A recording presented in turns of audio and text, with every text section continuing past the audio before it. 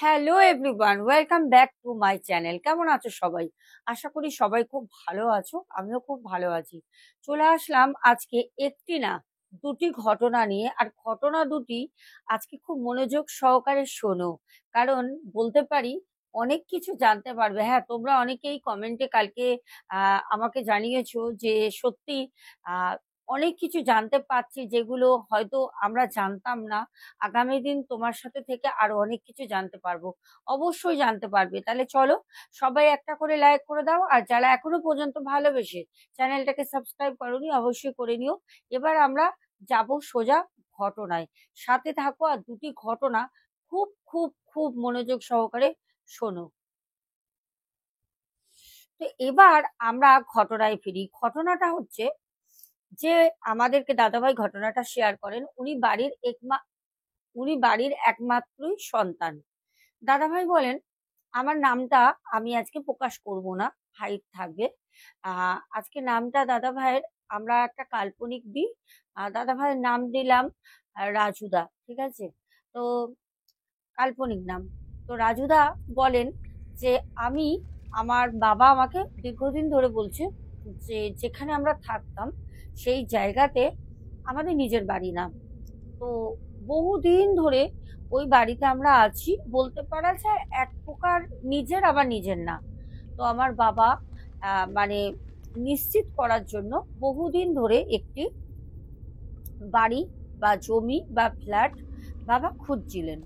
হঠাৎ করে, মানে একটা বলে না, তুমি ধরো কোনো কিছু বারবার করে চাইছো, সেটা হঠাৎ একটা ভেসে চলে আসলো তোমার কানে যে এখানে এরকম একটা জিনিস রয়েছে, বা তুমি যেটা খোঁজ করছো যে সেই খোঁজটা এখানে রয়েছে। ঠিক অদ্ভুতভাবে আমার বাবার কানে আসলো যে এরকম একটি ফ্ল্যাট বাড়ি বিক্রি আছে, দাম একদম কম দামে। তো মানে কম দামে কি, মানে বাবার কানে এসছে, মানে যে ওই ফ্ল্যাটের অ্যাকচুয়ালি ওনার, উনি 3 দিন আগে ডিক্লেয়ার করেছে যে ওনার ফ্ল্যাটটা উনি সেল করবেন। আর 3 দিনের মধ্যে বাবার কানে কথাটা আসে, কারণ বাবা খুঁজছে, বাবা নানা জায়গায় নানা মানুষকে বলছে। এবার বাবা শুনে বাবা খুব খুশি হয় যে যাক, আর একদমই কম দাম, মানে একটা ফ্ল্যাট এত কমে বিক্রি হয় না।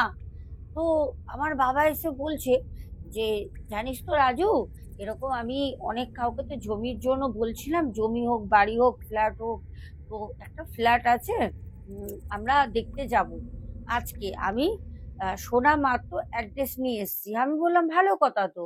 তখনও পর্যন্ত কিছুই জানি না কোথায়, মানে কি না কি, কত রেট আছে ফ্ল্যাটের, কিচ্ছু জানি না, কত টাকায় সেল করছে। তো বাবা আর কিছু তখন বলেনি। বাবা বাজার থেকে আসেন, মাকে বাজারের ব্যাগটা ধরিয়ে দিয়ে উনি চলে যান ওয়াশরুমে। আর মার সাথে আমি কথা বলছি। তো তখন মাকে আমি বলছি যে বাবা সত্যি সত্যি মানে মনস্থির করেছে তো একটা যা হোক বাবা কিনেই ছাড়বে। বাবা হুট করে কিন্তু বাবাকে বলবে হুটহাট করে যেন বাড়ি জমি কোনো কিছু না কেনে, আগে সবকিছু দেখে তার বাস্তু, সেই বাড়িতে জমিতে কোনো দোষ আছে কিনা সব দেখে নিয়ে তারপরে কিনতে হবে। এই কথা আমি মাকে বলছি। এবার আমাদের রাজু দাদা ভাই এই কথা কেন বলেন, দাদা ভাই আমার হচ্ছে নিয়মিত শ্রোতা।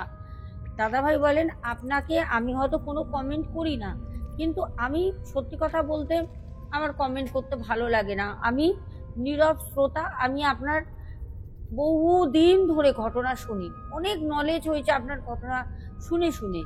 তো যাতে পস্তাতে না হয়, একদম প্রথম থেকেই সবকিছু জেনে নিয়ে বুঝে নিয়ে করাটাই ভালো। যাই হোক, বলছে এই কথা আমি মাকে বলছি। বাবা হঠাৎ ওয়াশরুম থেকে, মানে বাবা প্রত্যেক দিনের বাবার রুটিন, বাবা বাজার করতে যাবেন, প্রত্যেক দিন বাবা বাজারে যান।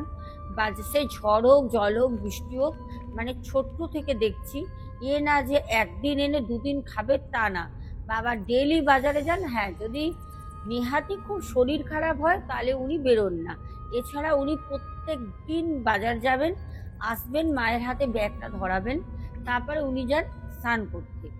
তো এবার কথা হচ্ছে বাবা মাথা মুছতে মুছতে টাওয়াল দিয়ে যখন বেরোলেন, আমাকে মাকে দেখে বাবা মাকে বললেন এই তাড়াতাড়ি তুমি একটুখানি গরম গরম আমার জন্য চা করে নিয়ে আসো, লিকারটা করা দেবে।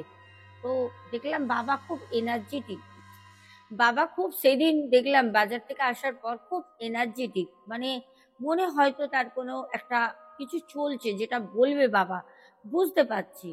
তো বাবা সামনে চেয়ারটা টেনে নিয়ে আমার বসলো, আমি বেটে বসেছিলাম, মা চলে যান কিচেনে চা করতে বাবার জন্য। তখন বাবা আমাকে বললেন, আর বলিস না, তোদের দিয়ে কোনো কাজ হবে না, তোরা এখন ইয়ং ছেলে মেয়েরা, তোরা বাড়ির যারা আছিস তোদের দ্বারা কিচ্ছু হয় না, তোরা ইগো দেখিস, লোককে বলতে গেলে দিনক্ষণ সময় দেখিস। দেখ, এক- একটা বাড়ি কিনবো জমি কিনবো বলে আমি সবাইকে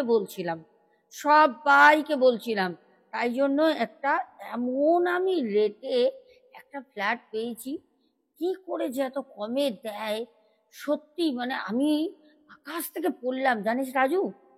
যখন আমি শুনলাম তখন আমাদের দাদা ভাই বলেন যে কোথায় বাবা, বলছে রাজারহাটে ফ্ল্যাট। রাজারহাটে, রাজারহাটে যদি ফ্ল্যাট হয় ওখানের দাম তো এত কম হবে না, প্রচুর দাম। তো তখন আমাদের রাজু দাদা ভাই বলেন যে বাবা কত দাম বলেছে, বলছে যে 2 BHK ফ্ল্যাট মানে 13 লাখ টাকা, একদম মানে ইম্পসিবল। বলছে তাও কি খুব সুন্দর এনভায়রনমেন্ট, সব কিছু খুব ভালো, টাইলস টাইলস করা, যা তা না কিন্তু। তো এত কমে, আর আমার বাবা মোটামুটি 40 লাখ, আমার বাবা একটা রেঞ্জ রেখেছিল যে 40 লাখের মধ্যে আমি কিনবো, এর ওপরে যাব না, নিচে হলে তো ভালোই। সেখানে 13 লাখ, বাবা তো মানে খাওয়া দাওয়া করতে পারছে না। বাবা বলছে কতক্ষণ আমি মালিকের সাথে কথা বলবো। বাবা আমাকে সাথে সাথে বলল, চা, আমার প্যান্টের পকেট থেকে গিয়ে তুই একটা ছোট্ট দেখ কাগজে লেখা আছে। আমি যখনই শুনেছি সাথে সাথে কাগজে নাম্বারটা তুলে নিয়েছি। তুই আমার ওই প্যান্টের পকেট থেকে ওই কাগজটা নিয়ে আয়, এখনই কল কর। তো রাজু দাদা ভাই বলছে এখন এই সকালবেলা, তুমি না সকাল সকাল ওঠো, সবাই কি সকাল সকাল ওঠে? আরে সকাল সকাল না উঠুক, তুই এখনই কল কর, যদি নাম্বারটা দেখে পরে উনি ভদ্রলোক ফোন করতে পারেন। তো তখন রাজু দাদা ভাই বাবার কথা মতো ওই সময় কিন্তু কল করেন, কল করতে দুবার রিং হয়, হওয়ার পর কেউ রিসিভ করেনি। তো তখন বাবার মুখটা একটু তো শুকিয়ে যায়, কারণ বাবা ভাবলো হয়তো নাম্বারটা ভুল দিয়েছে বা কথাটা পুরোটাই হয়তো ভুল। আহ কিছুক্ষণের মধ্যেই মা চাটা আনতে আনতেই কলটা কিন্তু কেউ একজন ব্যাক করে, সেম নাম্বার। তখন সাথে সাথে রাজু দাদা ভাই বলেন আমি আমার বাবাকে ফোনটা রিসিভ করে দিই। বাবা কিন্তু কথা বলেন, সেই ভদ্রলোক ফোন করেন, মানে যার অ্যাকচুয়ালি ফ্ল্যাটটা। উনি তখন বললেন যে আপনি আজকেই আসুন, যে কোনো সময় আসুন, আমি খুব তাড়াতাড়ি আমি সেল করতে চাই, আমি সেল করে আমি বাইরে চলে যাব। কোথায় না, আন্দামানে ওনার ছেলে ওখানে মানে স্কুল টিচার। তো আন্দামানেই ছেলে বিয়ে করেছে, আর ছেলে বলেছে আমি মানে কলকাতায় ফিরবো না। তো বাবা তুমি চলে এসো, যেহেতু উনি মা নেই, বাবা একা, কত বড় ফ্ল্যাট নিয়ে উনি একা কি করবেন, ছেলে আসবে না, বৌমা আসবে না, তো তার জন্য উনি চলে যাবেন। ভালো কথা। আমাদের রাজু দাদা ভাই বলেন আমার বাবা এতটা খুশি দেখে, মানে আমার নিজেরও খুব ভালো লাগছে যে না, ফাইনালি এত কম রেটের মধ্যে একটা মানে ফ্ল্যাট সত্যি আমরা পাচ্ছি। কারণ ভদ্রলোকের খুব তাড়া আছে, উনি চলে যাবেন আন্দামান ছেলে বৌমার কাছে। তো আমার বাবা আমাকে বলল উম, যে মাকে বল কোনো রকম রান্না করতে, তোর মা কি যাবে? মাকে বলতে মা বললো না না, তোরা আগে ডেকে আয় না, এখন আমি যাব না।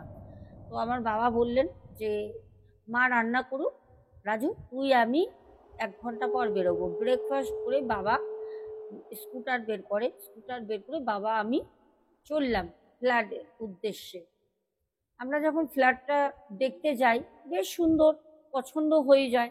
13 লাখ, 13 লাখই, বাবা 1 টাকাও কমাতে বলেন উনি, আর উনি কোনো কমানো বাড়ানোর কথা হয়নি। এবার কথা হচ্ছে আমরা দেখতে দেখতে সময় আসে, আমরা রেজিস্ট্রি করে ফ্ল্যাটটা নিয়ে নিই, ফাইনালি আমাদের হয়ে যায়। ওই ভদ্রলোক ওখান থেকে ছেড়ে উনি ওনার মানে আন্দামানে ছেলের কাছে চলে যান। এইবার সব থেকে বড় কথা হচ্ছে, বাবা যখন মানে ফ্ল্যাটটা কিনে নেন, বাবা তড়িঘড়ি করে মাকে বললেন যে দেখো, দীর্ঘ বহু বছর ধরে আমরা এখানে আছি, মানে যেখানে আগে ছিলেন দাদা ভাইরা, বলছেন আমরা দীর্ঘদিন ধরে এখানে আছি। এখানে এত মানে গায়ে গায়ে গায়ে গায়ে বস্তি মতো বাড়ি ঘর, লোকজন, মানে সারাক্ষণ শান্তি নেই, ক্যাচর মেচর হচ্ছেই। এই পরিবেশটা ঠিক ভালো লাগে না। আর মালিকের সাথেও একটা চুক্তি হয়েছিল, মানে যেখানে ওনারা ছিলেন আগে, যে একটা টাকা মালিককেও ওনাদের দিতে হবে, তাহলে মালিক কিছু জিনিস মানে ফেটে গেছে, ভেঙে গেছে, রং চটে গেছে, সেগুলো ঠিক করে দেবে। আর একটা মাইনে সিস্টেম হবে, মানে ভাড়ার সিস্টেম, একটা রেন্ট দিতে হবে, তাহলে মালিক রাখবে। মানে বহু বছরের পুরনো একটা জায়গা, কেস টেস করেছিল। এবার দেখো, একটা পুরো এলাকার মধ্যে যদি একজন কেস করে দেয়, পুরো সবার কিন্তু কেস হয়ে যায় ওই সময়টা। তো সেখানে দাঁড়িয়ে আমাদের রাজু দাদা ভাইয়ের বাবা বাড়িতে বলেন যে এবার আমরা নতুন ফ্ল্যাটে চলে যাব। বাড়িতে গৃহপ্রবেশ করেন ওনারা ফ্ল্যাটে। দাদাভাই বলেন বাবা গৃহপ্রবেশ করেন, বাবা তো সেকালের মানুষ, এসব খুব মানতেন উনি। গৃহপ্রবেশ করে আমরা ওই বাড়িতে প্রবেশ করলাম। বলছে দিদি ভাই, ওই বাড়িতে যাওয়ার পর থেকে আমার বাবার, আমার মায়ের, আমাদের তিনজনেরই জানি না কেন শরীর না মানে এত খারাপ থাকে, অস্থির অস্থির করা, হাত পা যেন মনে হচ্ছে দিনের বেলা পড়ে যাচ্ছে, মাথা ঘোরাচ্ছে, উঠে মানে কোনো কাজ করতে এনার্জি লাগে না। যেখানে আমার বাবা, মানে কি বলবো, ৭৯ বছর বয়স, ৭৯ বছর, মানে 79 ইয়ার্স ওল্ড, উনি মানে বাজার দোকান একা, ছুটি এত কিছু প্রত্যেক দিন করতেন। ওই যখন ফ্ল্যাটে আমরা আসলাম কিনে নিয়ে, তারপরে আমার বাবা প্রায় দিন আমাকে বলতেন, রাজু বাজারে জানা বাবা, আমি টাকা দিচ্ছি, আমার জন্য একটুখানি গিয়ে তুই একটু জিওল মাছ নিয়ে আসিস, বুঝলি, পেঁপে কাঁচকলা একটু আনিস, মাকে জিজ্ঞেস করে। মানে বাবার সে এনার্জি, কথার মধ্যে, শরীরের মধ্যে একটা অ্যাক্টিভনেস সব চলে যায়। আমার মা প্রায় দিন ওই শুয়ে থাকে, বসে থাকে, বলে হাঁটু ব্যথা করছে, কোমর ব্যথা করছে, পা ব্যথা করছে, মানে কাজ করতে চায় না। এমনকি রাজু দাদাভাই বলেন যে ম্যাডাম আমি কি বলবো, মানে আমারও কোনো মতে মানে শরীরের মধ্যে এত ব্যথা, আমি মানে নিজেকে নিজে কোনো রকম শরীরটাকে চালনা করি, মানে আমার নিজেরও ভালো লাগে না যে কি করব।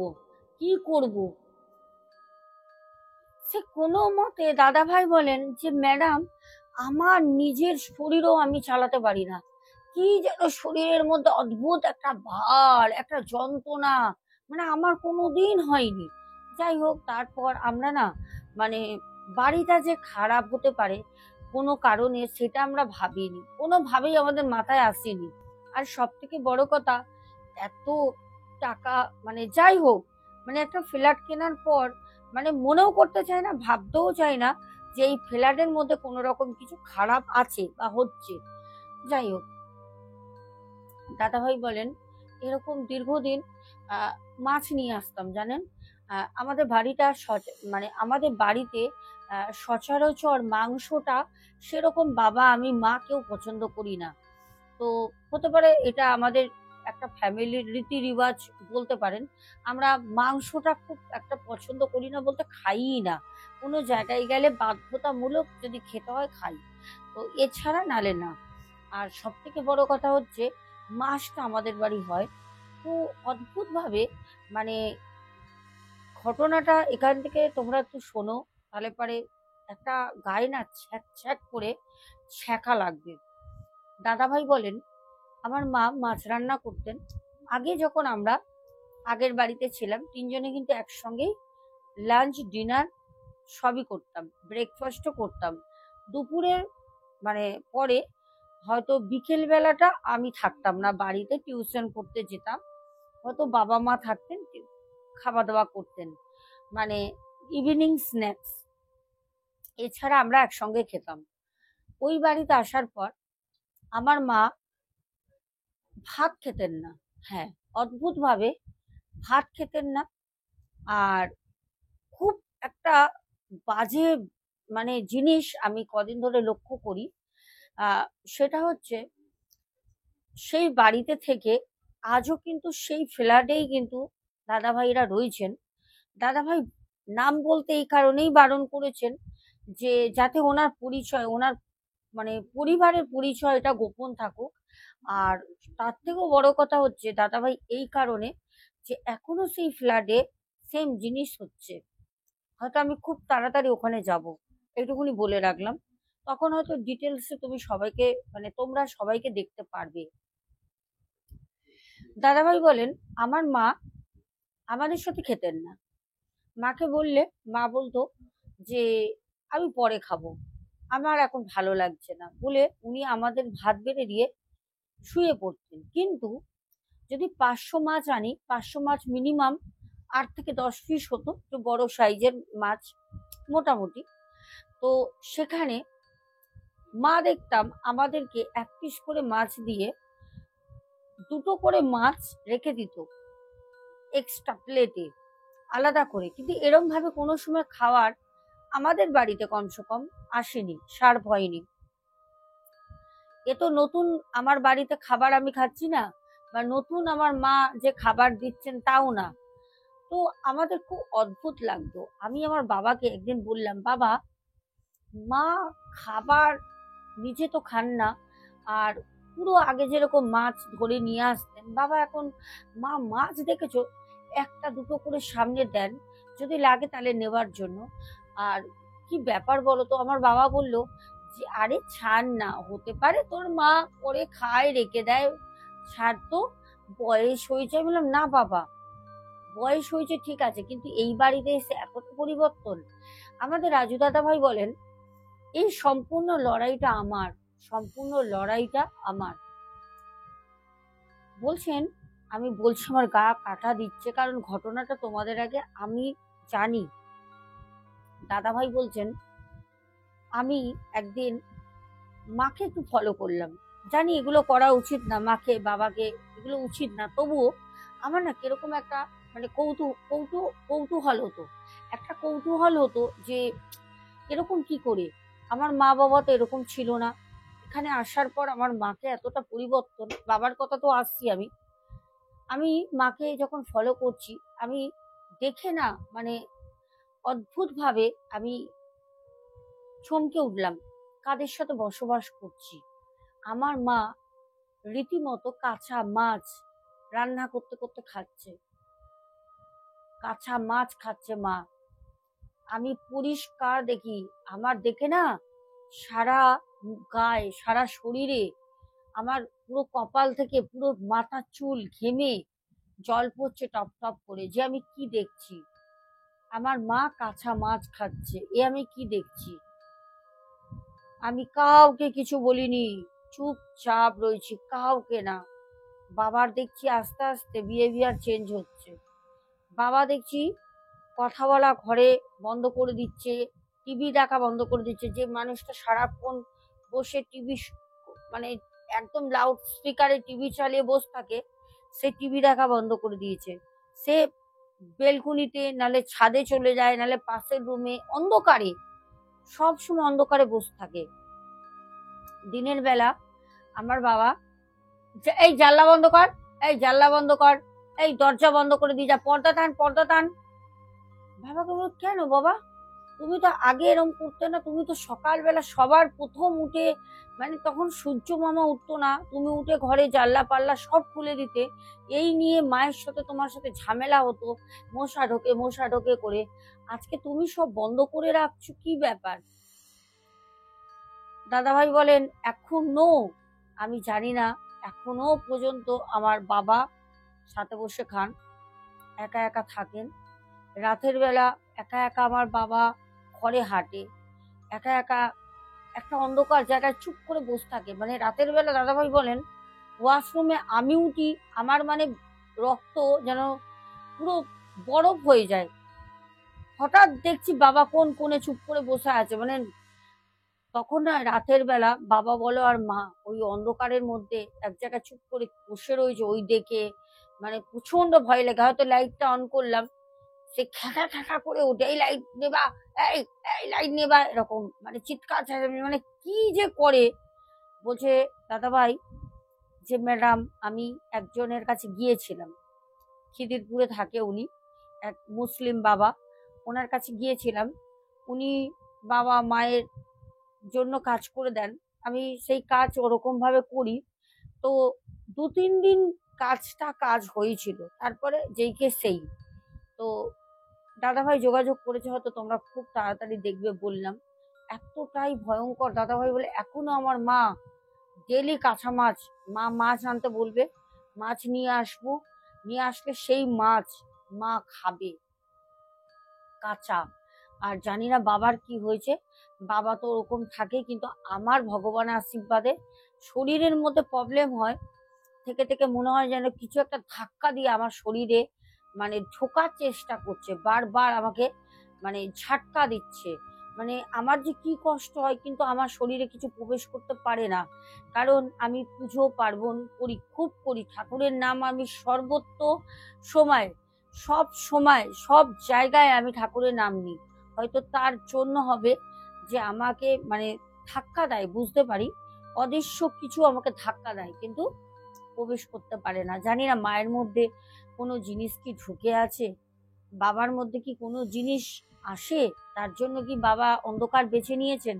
মা কাঁচা মাছ খান, মা কিন্তু রান্না খাবার খান না, ওই মাছ খেয়ে এইসব খেয়েই কিন্তু মা থাকেন। খুব অদ্ভুত লাগছে না ঘটনাটা? একদম সত্য ঘটনা, একদম রিয়েল স্টোরি।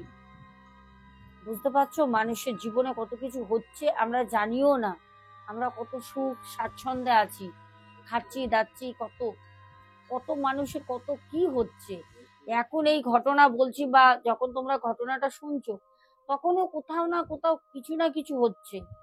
খবর শুনছো তো, তিলোত্তমার মতো দ্বিতীয় আর একটি কেস সেম হচ্ছিল, বুঝতেই পারছো কলকাতায় কি অবস্থা। ভাবো কি অবস্থা, মানে কোথায় সিকিওর, ভাবো কি কি হচ্ছে না হচ্ছে, কিছু কিছু বোঝাই যাচ্ছে না। মানে এখন তো কোনো কিছুর গ্যারান্টি নেই। তো চলো আমরা নেক্সট স্টোরিতে এগোই। তো চলো বন্ধুরা, এবার আমরা দ্বিতীয় ঘটনায় যাই। আমি জানি দ্বিতীয় ঘটনাটা তোমাদের খুব খুব খুব ভালো লাগবে। আর কারণ এই যে দ্বিতীয় ঘটনাটা বলবো, এই ঘটনাটা আমার নিজের সাথে ঘটে যাওয়া একটি ঘটনা। সত্যি কথা বলতে এত এত দীঘা পুরী গেছি, আমার নিজের এই ঘটনাটা সত্যি মাথায় ছিল না। তোমাদের সাথে কত কত কত ঘটনা আমি দীঘার শুনিয়েছি, আমাকে আমার যারা বন্ধুরা ঘটনা পাঠায় সেগুলো আমি তোমাদের শেয়ার করি। আমাদের শুটিং পারপাসে যেখানে যাই, কোনো নতুন আমাদের যদি বান্ধবী হয় বা বন্ধু হয়, তারাও অনেক রকম তাদের অভিজ্ঞতা, সেগুলো একবারে সব তুলে নিয়ে এসে তোমাদের শেয়ার করি। এর আগেও তোমরা পেয়েছো। এবার কথা হচ্ছে, আমার সাথে দীঘায় একটি ঘটনা ঘটেছিল। আমি হোটেলের নামও তোমাদের বলবো হোয়াটসঅ্যাপে। আচ্ছা, হোটেলটি হচ্ছে, আমি তোমাদের একদম ডিটেলস বলে দিচ্ছি সব। ওল্ড দীঘায় নামবে। ওল্ড দীঘায় তো বাসগুলো দাঁড়ায় হচ্ছে, এখন তো অনেকটা মানে একদম দীঘা ঢুকতে দাঁড়াচ্ছে। আর যদি বাস আসে তাহলে দেখবে ওল্ড দীঘায় পেট্রোল পাম্পে বাসগুলো দাঁড়ায়। আশা করি তোমরা যারা বাসে করে যাও তোমরা জানো, ওল্ড দীঘায় পেট্রোল পাম্প, সেখানে বাস দাঁড়ায়, যেখানে হচ্ছে এই পাশে হচ্ছে মার্কেট আর এই পাশে রাস্তার পেট্রোল পাম্প। পেট্রোল পাম্প থেকে নেবে একদম সোজা, মানে তোমরা চলে যাচ্ছ থানার দিকে, মানে নিউ দীঘার দিকে এগোতে। অতদূর যেতে হবে না, আমি জাস্ট বোঝাচ্ছি। নিউ দীঘার দিকে যেতে, যে দীঘার থানাটা পড়ে, মানে ওল্ড দীঘায় যে থানা, থানার একদম আগে, এখন তো অনেক হোটেল হয়ে গেছে, আগে ওইটাই ছিল থানার পাশের একটাই হোটেল। ঠিক আছে, হোটেলটা হচ্ছে 3 তলা। আমি বলে দিচ্ছি, এখন অনেক রং ঠং করেছে, একটু নতুনত্ব করেছে, আগে অতটা ছিল না। ওই হোটেলে আমি এবার বলি তোমাদের, আমরা একদিন, দেখো আমরা ঘুরতে খুব ভালোবাসি, মানে আমাদের পরিবারটা ঘুরতে খুব ভালোবাসি। মানে আমাদের কিরম বলতো, কোনো প্ল্যানিং থাকে না। এই ধরো ঘরে বসে আছি, একটা কোনো কথা নেই, ফ্যামিলির সাথে কথা হলো, তো হট করে বললো তাহলে চলো কালকে বেরিয়ে যাই। তো রাতারাতি মানে গুছিয়ে টুচিয়ে নিয়ে কালকেই চলে গেলাম, মানে আমাদের ব্যাপারটা হচ্ছে এইরকম। তো সেখানে গিয়ে সব থেকে বড় কথা, এরকম ভাবেই আমরা সকালে যেতাম। সকালে গেলে কি হয়, আমরা একটা জিনিস হিসাব করি যে রুম রেট, ওখানে রুমটা যে নেব, সকালবেলা গেলে 10টা 11টার মধ্যে যদি আমরা ঢুকে যাই, তাহলে পরে আমরা অনেকটা সময় পাবো, একটা দিন পুরো। আমরা হোটেলের ভাড়াটা যে দিচ্ছি, কিছুটা হলেও সময় আমাদের বাঁচানো যায়, সেই ভেবে আমরা সকালবেলাটাই প্রচুর মানুষ যাই। তো আমাদের এরকম পরিবারে একবার কথা বলতে বলতে কথা হয় যে আমরা বিকেল বেলা যাব। তো সন্ধে বেলা আমরা বাড়ি থেকে বেরোই। আমরা হাওড়া থেকে, আমাদের ব্যারাকপুর থেকে বাস করি, ডিরেক্ট চলে যাচ্ছে হাওড়া। হাওড়া থেকে আমরা আবার বাস করি, সেটা হচ্ছে দীঘা। দীঘা যখন আমরা গিয়ে পৌঁছাই তখন 9টা 15 20 হবে। বেশ দেখলাম ওল্ড দীঘায় লোকজন আছে, রাস্তাটা ফাঁকা ফাঁকা, আর ওই সি বিচে লোক, রাস্তায় আর কি লোক ঘুরবে। তো আমরা ওল্ড দীঘায় যাই।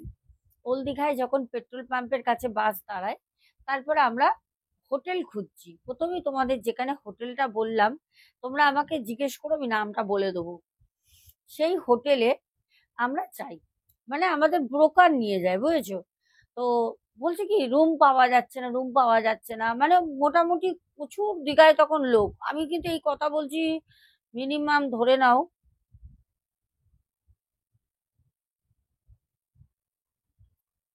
2007-08 সাল, 2007-08 সালের কথা বলছি, আজ 2025, ঠিক আছে?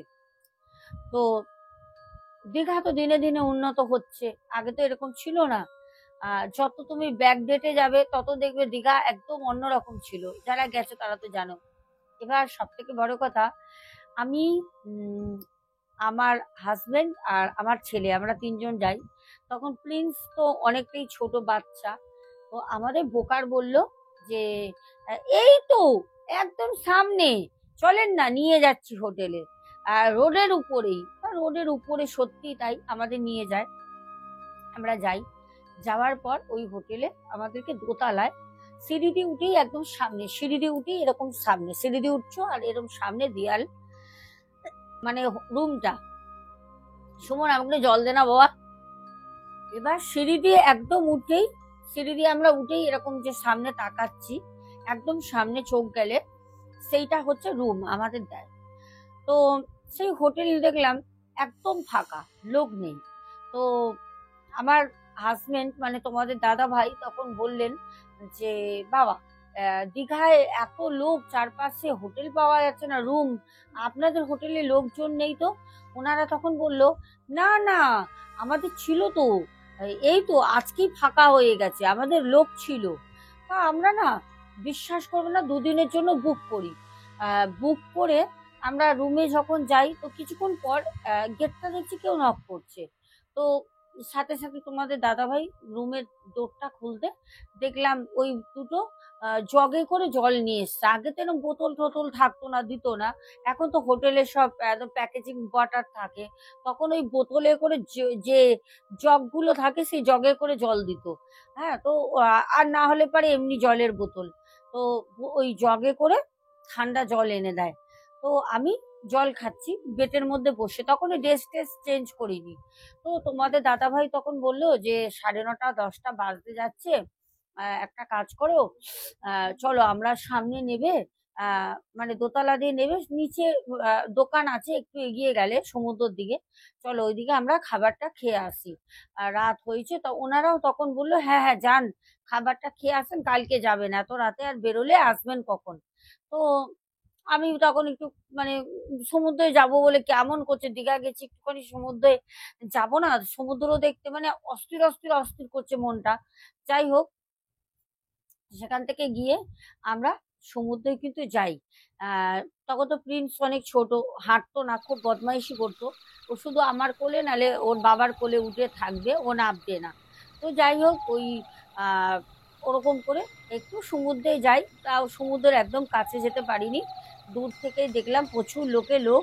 আমরা কোনো রকম একটু দেখে আমরা রাতের বেলা রুটি আর চিকেন তড়কা এসব স্যালাড ট্যালাড ছিল, খেয়ে আমরা রুমে আসি। রুমে যখন আসলাম তখন কতক্ষণ সময় হবে, ওই ধরো 11টা কি 11টা তখন বাজিও নি, মানে আমরা তো বসিনি সমুদ্র ধারে, আর সমুদ্র তো একদম সামনে, ওই হোটেল থেকে একদম সামনে, রাস্তা পার করলেই কিছুটা গেলেই সমুদ্র। তো চলে আসি খাওয়া দাওয়া করে, সমুদ্রটা দূর থেকে দেখেছি। এইবার আসার পর ওই রুমের মধ্যে না, মানে অদ্ভুতভাবে, মানে এত ভয় করছে, এবার আমার ভয় করছে, মানে এমনি। আমি তখন তোমাদের দাদাভাইকে বলছি, আচ্ছা কিরকম একটা লাগছে না? তোমাদের দাদাভাই আমাকে বলছে, হ্যাঁ গো, রুমের মধ্যে কিরকম একটা দোতলাতেই যখন উঠছি না, তখনই না মনে হচ্ছে যেন আমাদের পেছনেও দুজন উঠছে, মানে এরকম লাগছে। তো তোমাদের দাদাভাই তখন বলছে যে কি জানি কিরকম একটা ঘরটা জানি কিরকম লাগছে, আমরা মানে বলে বোঝাতে পারবো না। যেখানে খারাপ, যেখানে নেগেটিভ এন্টিটি আছে সেখানে, আর আমার তো শরীরে এমনি তো জানান দেয়, আমি যে কোনো জায়গায় তুমি আমাকে নিয়ে যাবে, যে কোনো বিয়ে বাড়িতে অনুষ্ঠান হচ্ছে, ওখানেও যদি কোনো নেগেটিভ এন্টিটি থাকে, আমি বলে দেবো যে ওই শত শত লোকের মাঝেও কোনো আত্মা ঘুরে বেড়াচ্ছে। সেখানে গিয়ে হঠাৎ করে গেটে নক, তখন 11:30টা বাজে। আমরা জামা কাপড় কিন্তু কেউ তখন ড্রেস চেঞ্জ করিনি, ওই ড্রেসেই বসে আছি, কিরকম একটা শরীরের মধ্যে লাগছে। ছেলে আমার খুব কান্নাকাটি করছে, এমনি এমনি কাঁদছে। প্রিন্স কিন্তু ছোটবেলাতে তো কান্নাকাটি কখনোই করতো না।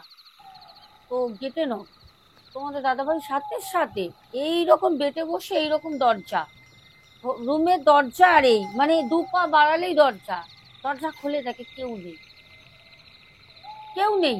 তো তখন তোমার দাদাভাই বলছে কি, হোটেলের ছেলেগুলো মনে হয় ভালো না, তোমাকে দেখে যখন আসছিলাম না, তখন আমার দিকে প্যাট প্যাট করে হোটেলের বয়গুলো দেখছিল, ঠিক আছে? তো বলছে তোমার দিকে কিরম করে তাকাচ্ছিল, মনে হয় হোটেলটা ঠিক সুবিধের না।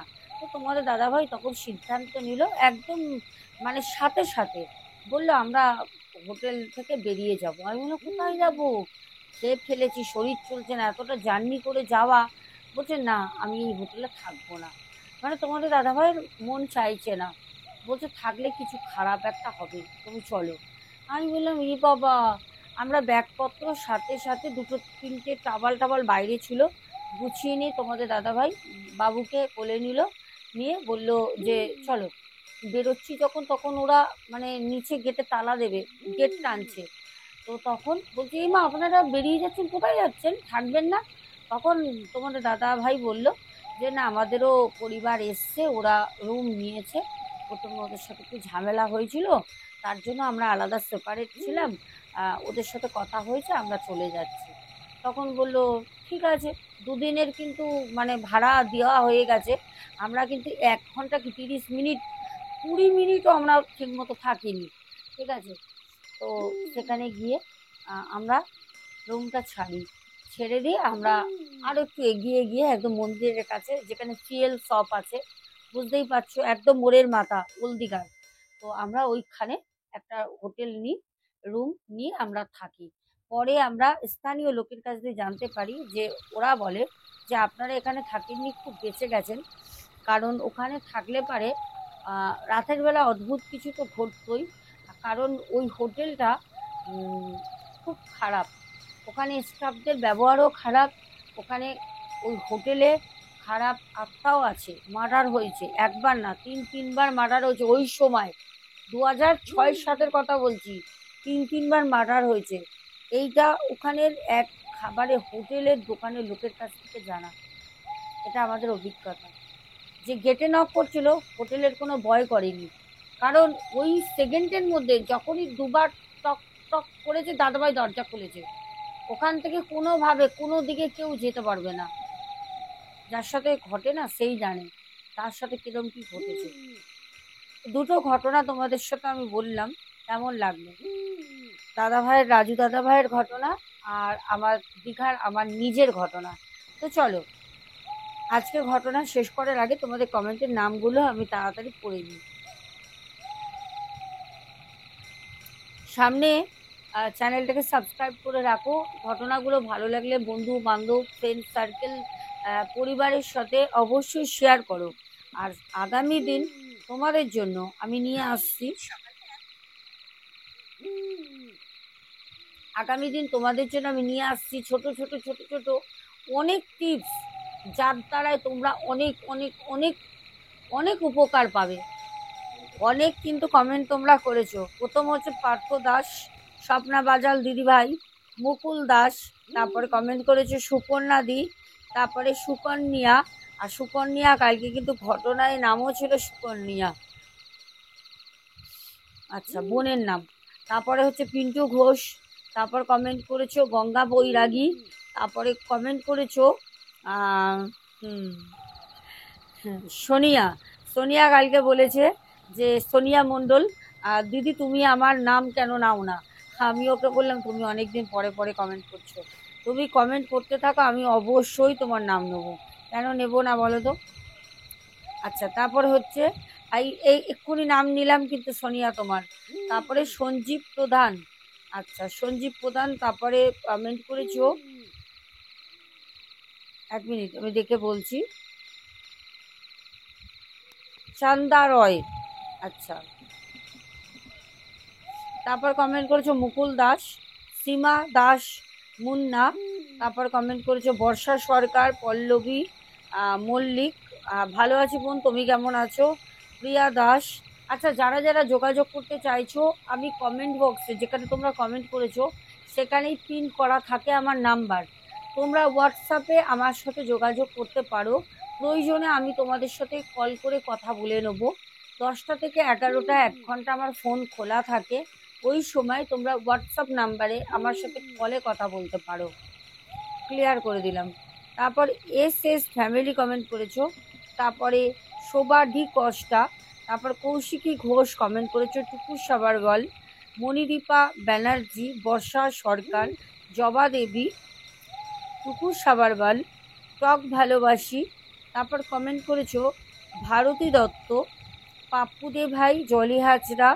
তারপর কমেন্ট করেছো ভাস্কর অধিকারী, ডলি দেবনাথ, পরপর দুটো কমেন্ট করেছো। ডলি বলেছো আমি আগরতলা থেকে শুনছি, মানে ত্রিপুরা, আসাম।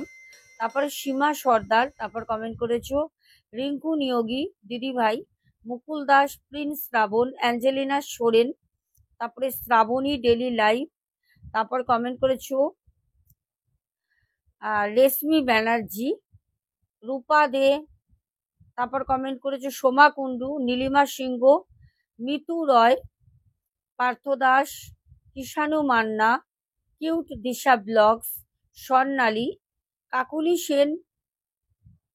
তারপর কমেন্ট করেছো মিম আমাদের বাংলাদেশ থেকে, সন্ধ্যা মণ্ডল, আব্দুল হক ভাই। তারপরে কমেন্ট করেছো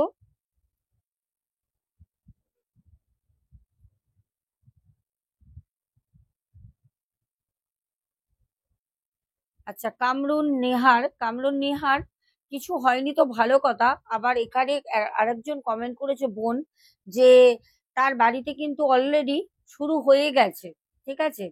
কারণ এইটা কোনো ট্রেন্ডিং শর্ট না, এই শর্টসটা সবাই করছে তাই অনেকেই জানে না। এখন তোমরা বুঝতে পারবে অনেকের কিন্তু বাড়িতে অনেক রকম প্রবলেম হচ্ছে, নিজেদের পরিবারের মধ্যে ঝগড়া ঝামেলা, গায়ে ব্যথা, কাঁধে ব্যথা, জ্বর, শরীর খিটখিট খিটখিট করা, রাগ। অলরেডি আমার কাছে হোয়াটসঅ্যাপে অনেক ডিএম এসে গেছে, এখানেও মেসেজ আছে, পড়ে নিতে পারো। হবেই, এটা হবেই, ঠিক আছে? আচ্ছা পার্থ দাস, তারপরে সোমা দাস পরিবার থেকে সুপর্ণা। তারপর কমেন্ট করেছে রেখা অধিকারী, টক ভালোবাসি। তারপরে সোনুদি, দাঁড়াও 1 মিনিট আইডিটা দেখি, সোনালি, আচ্ছা সোনালি কমেন্ট করেছো। তারপরে কমেন্ট করেছো প্রিন্স শ্রাবণ, সুজাতা দাস, রুচিরা হালদার, মৌসুমী অধিকারী দিদিভাই, খুব ভালো লাগলো, প্যান্থার গেমিং বয়টি। তারপরে নন্দিতা সিংহ, তারপরে সোমা কুণ্ডু, বর্ষা সরকার, পার্থ দাস, জয়শ্রী ঘোষ দিদিভাই, তারপর প্রদীপ দাস, আর একদম শেষে আবারও করেছেন মৌসুমী অধিকারী দিদিভাই। সবাইকে অনেক অনেক অনেক ভালোবাসা। সবাই খুব ভালো থেকো, দেখা হবে আগামীকাল ঠিক দুপুর ৩টের সময় আজকে আমি ঘটনা দিতে পারিনি একটু ব্যস্ততার কারণে। কারণ অনেক মায়ের আশীর্বাদ যারা কাজ করেছিলেন শিপিং করতে হয়েছে। কালকে করেছি, আজকে করেছি, আগামীকালও করব। একটু ব্যস্ত থাকি, আজকে সময় হয়নি। কিন্তু কালকে শোনা কথায় দুপুর ৩টে ঘটনা পাবে। রাতে তো বেঙ্গলি ব্লগার শোনাতে আসছি এখনের মতো। চলো সবাই খুব ভালো থেকো। Love you too. Tata. Good night.